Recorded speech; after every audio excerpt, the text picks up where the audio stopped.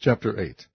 And the Lord said unto Joshua, Fear not, neither be thou dismayed. Take all the people of war with thee, and arise, go up to Ai. See, I have given into thy hand the king of Ai, and his people, and his city, and his land. And thou shalt do to Ai and her king as thou didst unto Jericho and her king. Only the spoil thereof, and the cattle thereof, shall ye take for a prey unto yourselves. Lay thee an ambush for the city behind it. So Joshua arose, and all the people of war, to go up against Ai. And Joshua chose out 30,000 men of valor, and sent them away by night. And he commanded them, saying, Behold, ye shall lie in wait against the city, even behind the city. Go not very far from the city, but be ye all ready. And I and all the people that are with me will approach unto the city. And it shall come to pass, when they come out against us, as at the first, that we will flee before them, for they will come out after us, till we have drawn them from the city. For they will say, They flee before us, as at the first, therefore we will flee before them. Then ye shall rise up from the ambush, and seize upon the city, for the Lord your God will deliver it into your hand. And it shall be, when ye have taken the city, that ye shall set the city on fire. According to the commandment of the Lord shall ye do. See, I have commanded you. Joshua therefore sent them forth, and they went to lie in ambush, and abode between Bethel and Ai, on the west side of Ai. But Joshua lodged that night among the people. And Joshua rose up early in the morning, and numbered the people, and went up, he and the elders of Israel, before the people to Ai. And all the people, even the people of war that were with him, went up, and drew nigh, and came before the city, and pitched on the north side of Ai. Now there was a valley between them and Ai. And he took about 5,000 men, and set them to lie in ambush between Bethel and Ai, on the west side of the city. And when they had set the people, even all the host that was on the north of the city, and their liers in wait on the west of the city, Joshua went that night into the midst of the valley. And it came to pass, when the king of Ai saw it, that they hasted and rose up early, and the men of the city went out against Israel to battle, he and all his people, at a time appointed, before the plain. But he wist not that there were liers in ambush against him behind the city. And Joshua and all Israel made as if they were beaten before them, and fled by the way of the wilderness. And all the people that were in Ai were called together to pursue after them. And they pursued after Joshua, and were drawn away from the city. And there was not a man left in Ai or Bethel that went not out after Israel. And they left the city open, and pursued after Israel. And the Lord said unto Joshua, Stretch out the spear that is in thy hand toward Ai, for I will give it into thine hand. And Joshua stretched out the spear that he had in his hand toward the city. And the ambush arose quickly out of their place, and they ran as soon as he had stretched out his hand. And they entered into the city, and took it, and hasted, and set the city on fire. And when the men of Ai looked behind them, they saw, and behold, the smoke of the city ascended up to heaven, and they had no power to flee this way or that way. And the people that fled to the wilderness turned back upon the pursuers. And when Joshua and all Israel saw that the ambush had taken the city, and that the smoke of the city ascended, then they turned again and slew the men of Ai. And the other issued out of the city against them, so they were in the midst of Israel, some on this side and some on that side, and they smote them, so that they let none of them remain or escape. And the king of Ai they took alive, and brought him to Joshua.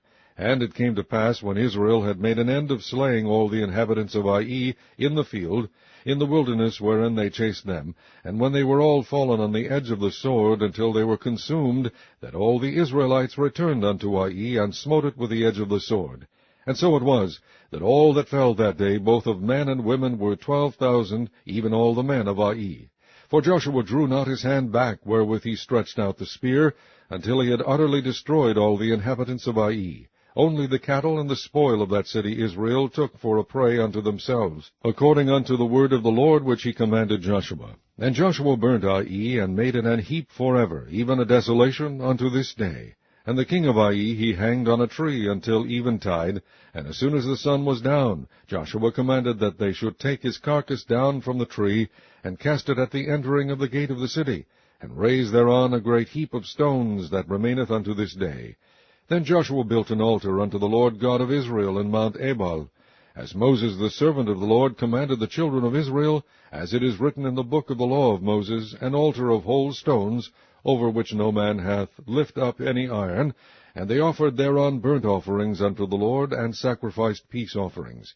And he wrote there upon the stones a copy of the law of Moses, which he wrote in the presence of the children of Israel. And all Israel and their elders and officers and their judges stood on this side the ark, and on that side before the priests the Levites, which bear the ark of the covenant of the Lord, as well the stranger, as he that was born among them, half of them over against Mount Gerizim, and half of them over against Mount Ebal, as Moses the servant of the Lord had commanded before, that they should bless the people of Israel. And afterward he read all the words of the law, the blessings and cursings, according to all that is written in the book of the law. There was not a word of all that Moses commanded which Joshua read not before all the congregation of Israel, with the women and the little ones, and the strangers that were conversant among them. Chapter 9. And it came to pass, when all the kings which were on this side Jordan, in the hills and in the valleys, and in all the coasts of the great sea over against Lebanon, the Hittite and the Amorite, the Canaanite, the Perizzite, the Hivite, and the Jebusite, heard thereof, that they gathered themselves together to fight with Joshua and with Israel with one accord. And when the inhabitants of Gibeon heard what Joshua had done unto Jericho and to Ai, they did work wilily, and went and made as if they had been ambassadors, and took old sacks upon their asses, and wine bottles, old and rent and bound up, and old shoes, and clouted upon their feet, and old garments upon them, and all the bread of their provision was dry and mouldy. And they went to Joshua unto the camp at Gilgal, and said unto him and to the men of Israel, We be come from a far country, now therefore make ye a league with us. And the men of Israel said unto the Hivites, Peradventure ye dwell among us, and how shall we make a league with you? And they said unto Joshua, We are thy servants. And Joshua said unto them, Who are ye, and from whence come ye? And they said unto him, From a very far country. Thy servants are come because of the name of the Lord thy God, for we have heard the fame of him, and all that he did in Egypt, and all that he did to the 2 kings of the Amorites that were beyond Jordan, to Sihon king of Heshbon, and to Og king of Bashan, which was at Ashtaroth.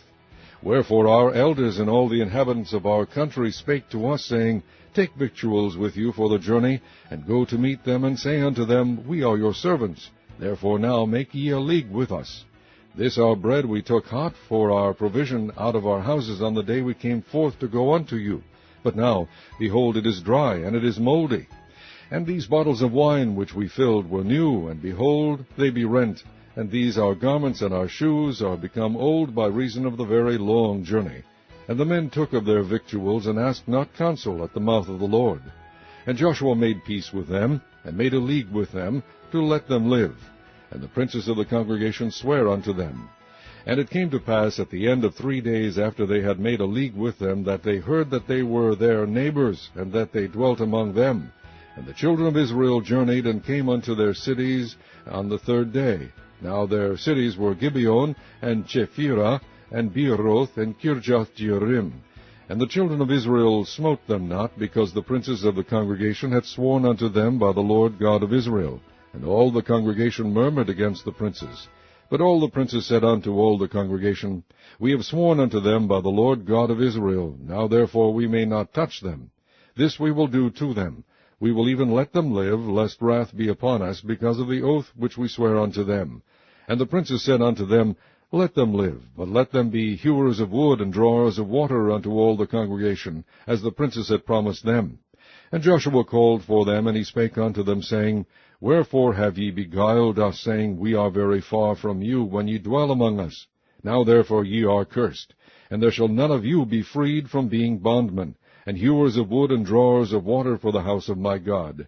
And they answered Joshua, and said, Because it was certainly told thy servants how that the Lord thy God commanded his servant Moses to give you all the land, and to destroy all the inhabitants of the land from before you, therefore we were sore afraid of our lives because of you, and have done this thing. And now, behold, we are in thine hand, as it seemeth good and right unto thee to do unto us do. And so did he unto them, and delivered them out of the hand of the children of Israel, that they slew them not. And Joshua made them that day hewers of wood and drawers of water for the congregation, and for the altar of the Lord, even unto this day, in the place which he should choose.